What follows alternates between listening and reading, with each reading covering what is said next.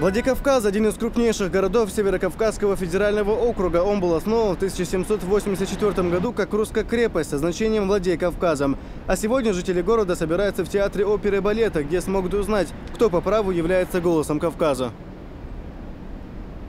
После приветственных слов организаторов первым на сцену вышел народный артист Чечни Альви Альтемиров. Он исполнил песню «Тишина», в которой призывает жителей всех городов Северного Кавказа объединиться за мир и процветание.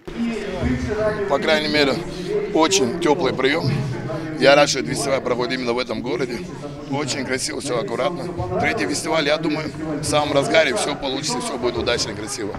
На торжественную церемонию награждения участников третьего международного радиофестиваля «Голос Кавказа» собрались творческие коллективы и исполнители со всего юга России. Такая же география гостей была и в зрительском зале. Бурные эмоции вызвало выступление министра Чеченской Республики по нацполитике, внешним связям, печати и информации. Шаид Джамалдаев обратился со сцены на языке принимающей стороны. Тот ее тер, читал.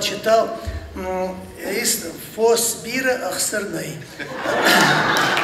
Конкурс проходил по двум номинациям – тематическая программа и ежедневный информационный выпуск. Свои работы представили сотрудники 35 радиостанций из 14 регионов страны, в том числе и работники телерадиокомпании «Путь» имени Ахмата Хаджи Кадырова, ЧГТРК «Грозный» и ГТРК «Войнах». В ходе концертной программы за участие в фестивале дипломами был награжден каждый. Представители радиостанций Южного федерального округа и Северокавказского федерального округа выразили благодарность за проведение такого уровня конкурса и большого внимания к их профессии.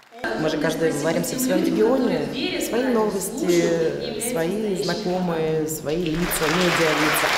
Когда мы встречаемся на другой территории с ребятами из других регионов, это всегда общение. Общение – это всегда плюс. Живое общение, вот мы с вами стоим и общаемся, это же здорово, правда? Вел церемонию награждения «Голос Кавказа» вместе со своей коллегой из Осетии известный диджей и шеф-редактор радио «Грозный» Руслан Загаев. Новость о своей победе в номинации «Тематическая программа» для него стала неожиданной. Хотя не только для него, но и вице-премьера правительства Северной Осетии, которому доверили миссию награждения. Номинация «Тематическая программа» первое место. С удовольствием называю победителя Руслан Аликович Загаев. ЧГТРК «Грозный». Легенда нашего спорта Увайс Ахтаев.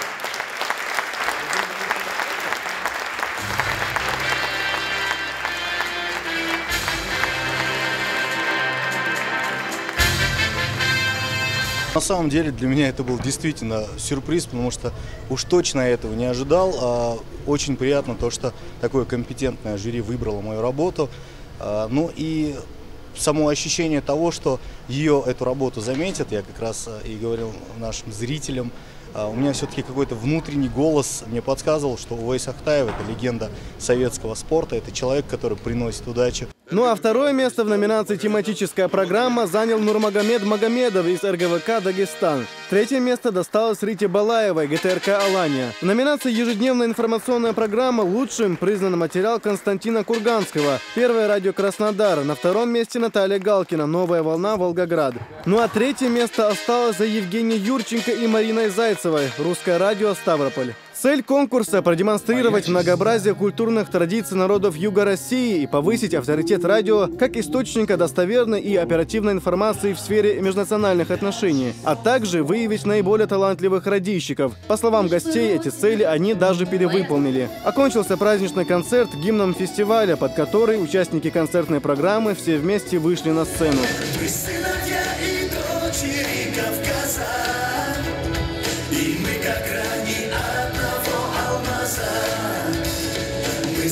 Сайхан Цинсаев, Мурад Эльбукаев. Новости.